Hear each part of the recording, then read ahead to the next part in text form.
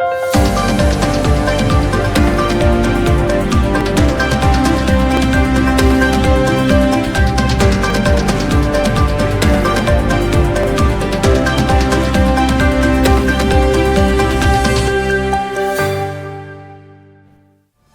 warga Jakarta, jumpa lagi dalam program Berita Jakarta hari ini, Senin 20 Juli 2026. Bersama saya Robi Cahyadi, kami akan hadirkan berita pilihan dan informasi terbaru untuk Anda. Sebelum kita ke berita utama Berita Jakarta hari ini, dari meja redaksi telah kami siapkan 3 berita pilihan dari website beritajakarta.id berikut ini. Pemerintah Provinsi DKI Jakarta tengah menyiapkan zebra cross sementara di sekitar JPO Tendean yang dibongkar akibat tertabrak truk alat berat. Fasilitas ini menjadi solusi jangka pendek agar aktivitas penyeberangan warga tetap aman. Sementara itu, pembangunan kembali JPO Tendean akan segera dikerjakan mengingat lokasinya yang sangat strategis bagi masyarakat. Suku Dinas KPKP Jakarta Barat bersama petugas gabungan menggelar operasi penangkapan ikan sapu-sapu di Banjir Kanal Barat, kawasan Palmerah.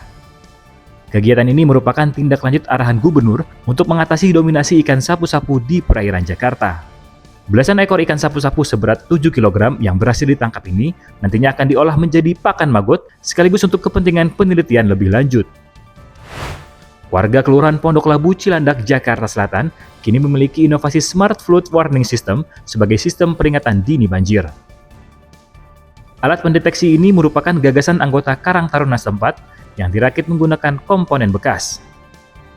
Inovasi ini diharapkan mampu memberikan informasi lebih awal kepada warga, mengingat kawasan tersebut kerap terdampak luapan Kali Grogol saat hujan deras.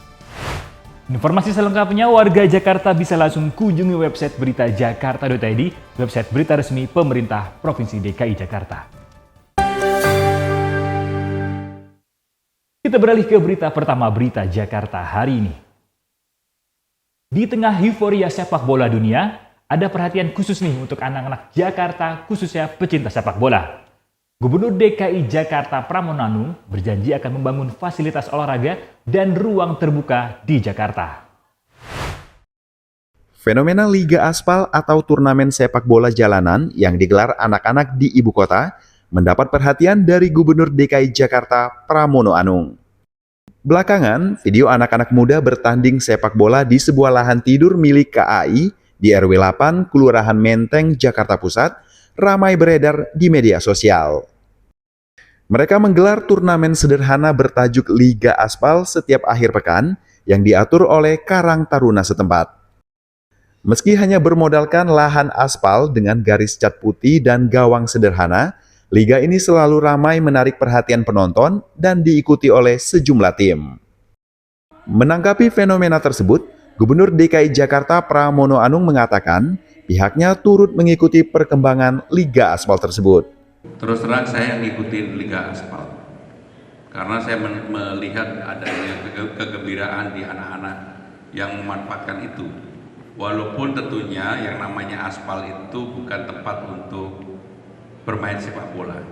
Tapi karena keterbatasan fasilitas di Jakarta dengan jumlah penduduk yang sebegini banyak 11 juta orang, Pramono menambahkan, maraknya alih fungsi jalanan menjadi lapangan olahraga ini tidak lepas dari minimnya fasilitas publik di tengah padatnya penduduk Jakarta yang mencapai 11 juta jiwa. Kedepannya, meski belum bisa dilakukan secara menyeluruh dalam waktu dekat, pembangunan fasilitas olahraga tersebut dipastikan akan dikerjakan secara bertahap di sejumlah titik di ibu kota. Tim Berita Jakarta melaporkan. Kita beralih ke berita selanjutnya. Wakil Gubernur DKI Jakarta Rano Karno mengusulkan kawasan Jalan Sudirman hingga MH Tamrin dijadikan ruang pamer seni terbuka pada saat perayaan ulang tahun ke-500 tahun Jakarta pada 2027 mendatang.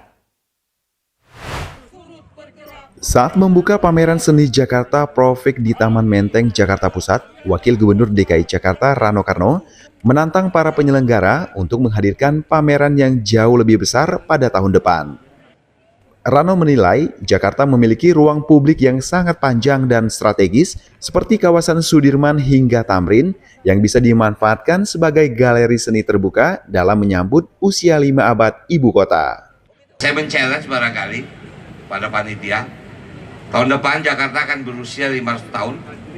Kita mempunyai ruang luar yang panjangnya luar biasa, dari mulai Ratu Plaza sampai HI, itu ruang pamer kita. Lebih lanjut, Rano menegaskan pemanfaatan ruang publik untuk kegiatan seni memiliki nilai penting dalam meningkatkan posisi Jakarta sebagai kota global. Hal ini sejalan dengan penilaian Indeks Kota Jakarta yang juga diukur dari kegiatan kebudayaan berskala internasional. Selain itu, Rano juga berharap fasilitas seperti rumah kaca di Taman Menteng dapat dimaksimalkan sebagai ruang kreatif yang aktif sepanjang tahun, sehingga para seniman memiliki lebih banyak kesempatan untuk memamerkan karya mereka. Tim Berita Jakarta melaporkan. Kita ke segmen Info Jakarta. Warga Jakarta, weekday nggak cuma harus kerja dan pulang. Setelah jam kantor, masih banyak event seru yang bisa kamu datangi. Mulai dari pameran, pertunjukan seni, hingga berbagai festival menarik, cocok untuk melepas penat atau mencoba pengalaman baru yang bisa bikin harimu berwarna. Yuk isi weekday-mu dengan berbagai event seru di Jakarta. Kita beralih ke informasi cuaca. Sebelum memulai aktivitas esok hari, warga Jakarta bisa melihat perakiraan cuaca yang dirilis BMKG berikut ini.